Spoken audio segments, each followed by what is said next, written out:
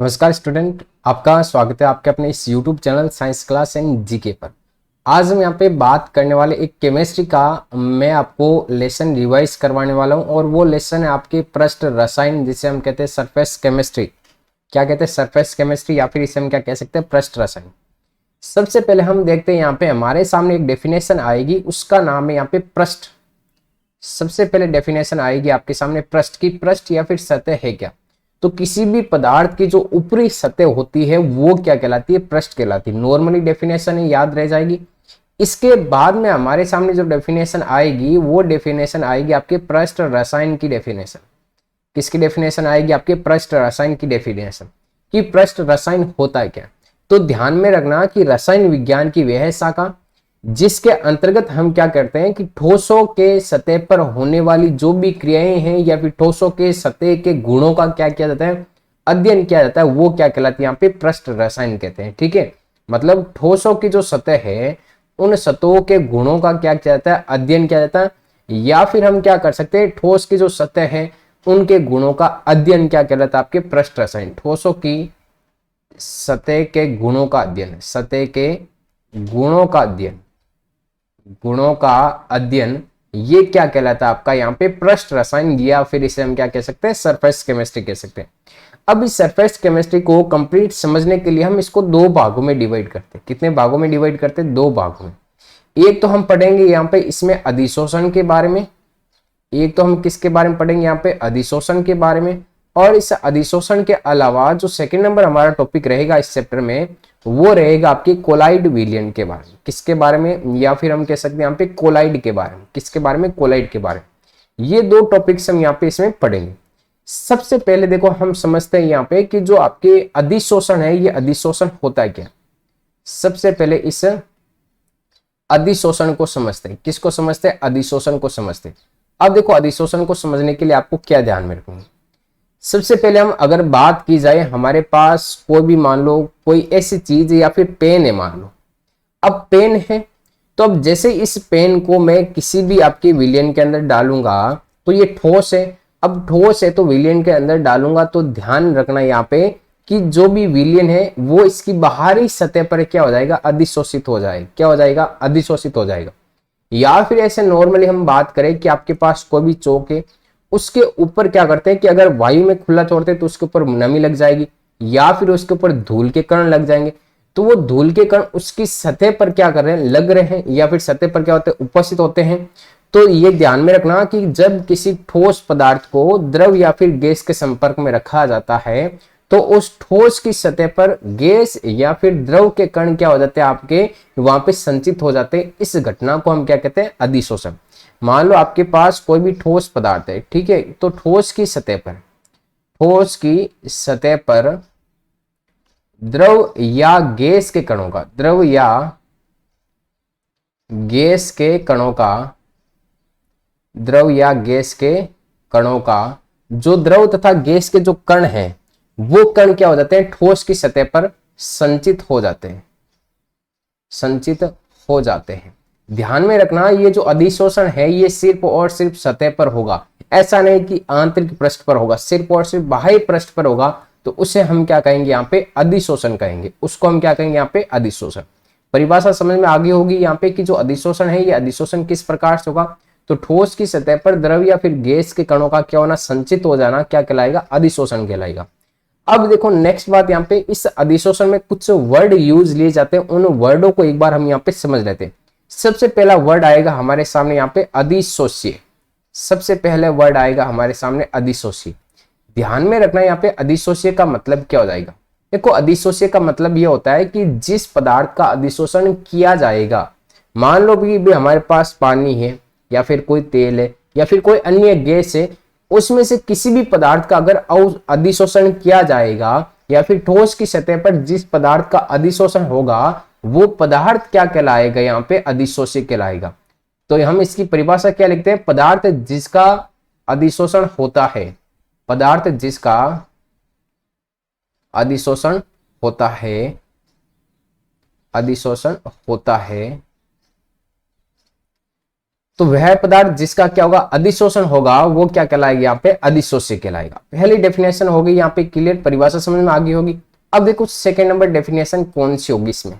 Second number definition होगी हमारे सामने यहाँ पे अधिशोषक की परिभाषा। किसकी परिभाषा हो जाएगी हमारे सामने यहाँ पे, अधिशोषक की परिभाषा। कि ये जो अधिशोषक है, इस अधिशोषक की परिभाषा क्या होगी। देखो अधिशोषक हमने बात की थी, ठोस की सतह पर क्या होगा, अधिशोषण होगा। किसकी सतह पर, ठोस की सतह पर अधिशोषण होगा।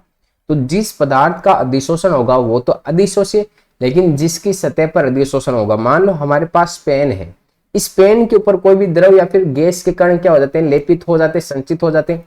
तो किसकी सतह पर हुए, इस पेन की सतह पर, तो इस पेन को हम क्या कहेंगे, अधिशोषक। और जो द्रव या फिर गैस के कण इस पर संचित होते हैं उनको हम क्या कहेंगे, अधिशोषी। तो ध्यान में रखना कि ठोस जिस पर क्या होगा, अधिशोषण होगा, ठोस जिस पर अधिशोषण होता है, जिस पर अधिशोषण होता है,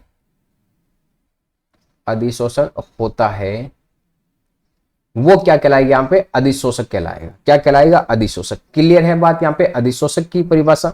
अब इसके बाद में हमारे सामने जो थर्ड नंबर डेफिनेशन आती है, वो थर्ड नंबर डेफिनेशन आती है आपकी सक्रिय केंद्र। किसकी परिभाषा आती है हमारे सामने यहाँ पे, सक्रिय केंद्र। देखो सक्रिय केंद्र की परिभाषा क्या हो जाएगी, आपके सामने जो भी पेन है, इस पेन का जो भी आंतरिक पृष्ठ है, और इस आंतरिक पृष्ठ के स्थान पर जहां अनेक सारी मुक्त संयोजकताएं होती है या फिर मुक्त संयोजकताएं अधिक होती है, जिस स्थान पर कोई भी ठोस है, मान लो यहाँ पर तो हम पेन की बात करें, आगे चलेंगे तो हम परमाणु की बात कर सकते हैं वहां पे। तो ध्यान में रखना, अधिशोषक की जो अंतरा पृष्ठ होगी उस पर मुक्त संयोजकता जो अधिक होगी वो क्या कहलाएगा, सक्रिय केंद्र। या फिर जिस केंद्र पर क्या होगी, मुक्त संयोजकता अनेक होगी, वो क्या कहलाएगी यहाँ पे, सक्रिय केंद्र। तो ये सक्रिय केंद्र की भी आप डेफिनेशन यहाँ पे ध्यान में रखना। अब देखो इसके बाद में हमारे सामने फोर्थ नंबर जो डेफिनेशन आएगी, वो डेफिनेशन आएगी यहाँ पे धनात्मक अधिशोषण। किसकी डेफिनेशन आएगी, धनात्मक अधिशोषण। अब इस धनात्मक अधिशोषण की परिभाषा क्या होगी यहाँ पे, देखो धनात्मक, और एक होता है यहाँ पे हमारे सामने 5 नंबर आएगा ऋणात्मक अधिशोषण।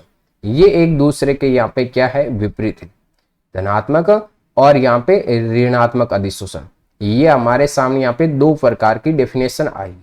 अब देखो धनात्मक का मतलब क्या होगा, कोई भी रासायनिक प्रक्रम है, मान लो कोई भी प्रक्रम हो, ठीक है, तो उसके अंदर यदि अधिशोष्य पदार्थ की अधिकतम मात्रा का अवशोषण कर लिया जाए, कि अधिशोष्य पदार्थ है उसका अधिकतम मात्रा, जितनी भी मात्रा इसके ऊपर अवशोषित हो सकती है उसका अवशोषण कर लिया जाए, तो अधिशोषक पृष्ठ पर क्या हो गया, उसका अवशोषण। तो ये क्या कहलाएगा आपकी धनात्मक। अधिशोष्य पदार्थ की अधिकतम मात्रा अवशोषित कर ली जाती है, ठीक है, अधिशोष्य पदार्थ की अधिकतम मात्रा अवशोषित कर ली जाती है, वो धनात्मक। लेकिन अगर उस अधिशोष्य की कम मात्रा अवशोषित की जाती है तो वो कौन सा हो जाएगी यहाँ पे, ऋणात्मक। अधिक मात्रा का अगर अवशोषण किया जाए तो वो धनात्मक, और कम मात्रा का अवशोषण किया जाए तो वो कौन सा हो जाएगी यहाँ पे, ऋणात्मक हो जाएगा। तो ये कुछ आपके सरफेस केमिस्ट्री में अधिशोषण में कुछ यहाँ पे वर्ड काम में लेंगे, उन वर्डों को ध्यान में रखना। सबसे पहला कौन सा हो गया, अधिशोषण। अधिशोषण के बाद में अधिशोष्य क्या होता है, अधिशोषक क्या होता है, इसके अलावा सक्रिय केंद्र क्या होता है, धनात्मक अधिशोषण क्या होता है, और ऋणात्मक। धनात्मक में मतलब अधिक अधिशोषण, और ऋणात्मक में क्या होता है कि जो भी आपके अधिशोष्य उसकी कुल मात्रा का कम भाग हमने अधिशोषण में काम में लिया है, तो वो क्या हो जाएगा यहाँ पे, ऋणात्मक अधिशोषण। अब हम बात करते हैं यहाँ पे कुछ एग्जाम्पल के बारे में कि जो अधिशोषण है इसके एग्जाम्पल मुख्य रूप से क्या क्या हो सकते हैं। तो सबसे पहला एग्जाम्पल लेते हैं। सबसे पहला एग्जाम्पल आपके सामने यहाँ पे O2, इसके अलावा Cl2, और इसके अलावा NH3, और इसके अलावा SO2। ये है आपकी गैसें। अगर इन गैसों से भरे बंद पात्र के अंदर, मान लो ये गैसें हैं, ये आपकी किसी भी एक ऐसे पात्र के अंदर भरी हुई है, ठीक है, तो इन गैसों को हमने अगर किसी पात्र के अंदर डाला है तो आपको पता होगा कि इनका जो दाब होगा वो दाब क्या होगा, अधिक होगा। मतलब एकदम भर के डाल दिया इस पात्र के अंदर इन गैसों को, तो इनका दाब क्या होगा, अधिक होगा। अगर इसके दाब को हमें इसको कम करना है, इसके प्रेशर को, तो हम इसके अंदर क्या डाल सकते हैं यहाँ पे, तो इसके अंदर हम यहाँ पे चारकोल डाल देंगे। क्या डाल देंगे, चारकोल। जैसे चारकोल डालेंगे तो इसका दाब क्या हो जाएगा, कम हो जाएगा। दाब क्या हो जाएगा, कम हो जाएगा। क्यों, क्योंकि चारकोल क्या करता है कि इन गैसों को अधिशोषित कर लेता है, और जिसके कारण इन गैसों का दाब क्या हो जाता है, कम हो जाता है। तो ध्यान में रखना कि एग्जाम्पल के अंदर O2, Cl2, NH3, या SO2, इनसे भरे एक बंद पात्र के अंदर यहाँ पे नॉर्मली गैसें क्या करती है, इनका दाब अधिक होता है नॉर्मली गैसों का। अगर इसके अंदर चारकोल डाल देते हैं तो इन गैसों का दाब क्या हो जाता है, कम हो जाता है, क्योंकि इन गैसों का अधिशोषण कौन कर लेता है, चारकोल कर लेता है। क्लियर है बात यहाँ पे। फिर सेकेंड नंबर उदाहरण आता है हमारे सामने। सेकेंड नंबर जो उदाहरण है वो उदाहरण है यहाँ पे कि जो भी कार्बनिक रंजक की बात की गई, किसकी बात की गई यहाँ पे, कार्बनिक रंजक।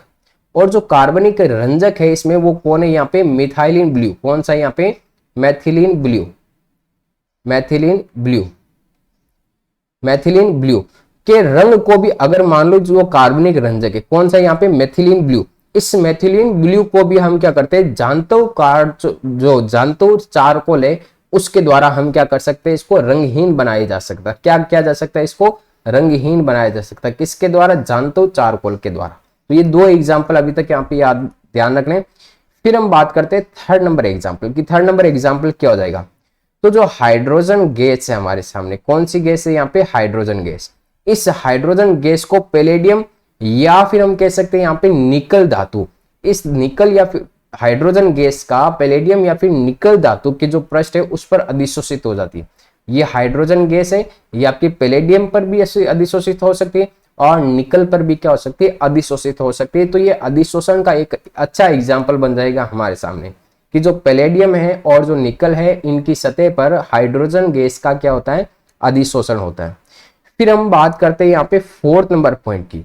तो फोर्थ नंबर पॉइंट की हम बात करेंगे कि जो वायु है आसपास, आपने देखा होगा जो वायु उपस्थित है, उस वायु में जो भी नमी रहती है, वायु में नमी, अगर इस नमी को हटाना है, वायु में नमी को हटाना, तो अगर वायु में हमें नमी को हटाना है तो हम क्या करेंगे, तो वायु में नमी को हटाने के लिए हम क्या करेंगे, तो यहाँ पे सिलिका जेल का प्रयोग किया जाएगा। ये ध्यान में रखना है, यहाँ पे किसका प्रयोग किया जाएगा, सिलिका जेल का प्रयोग किया जाएगा। तो एक तो यहाँ पे हाइड्रोजन गैस वाला एग्जांपल, एक आपके वायु में नमी को अगर हटाना है तो हम किसका प्रयोग करेंगे, यहाँ पे सिलिका जेल का प्रयोग किया जाता है। तो ये मुख्य रूप से चार ही एग्जाम्पल आपको यहाँ पे इंपॉर्टेंट याद रखने, एग्जाम के अंदर आपको पूछ सकते हैं। अब इसके बाद में देखो एक परिभाषा और आती है और वो परिभाषा आती है हमारे सामने यहाँ पे विशोषण। कौन सी परिभाषा आती है यहाँ पे, विशोषण। विशोषण का मतलब क्या होगा, किसी अधिशोषित पदार्थ, मान लो पेन के ऊपर कोई भी द्रव या फिर गैस के कण हैं वो आपके अधिशोषित हो गए, अगर उनको हटाना है तो हटाने की जो प्रक्रिया होगी वो क्या कहलाएगी, विशोषण। विशोषण का मतलब अलग, जो इसके ऊपर अधिशोषित पदार्थ है उसको अलग करना, वो क्या कहलाएगा आपके विशोषण।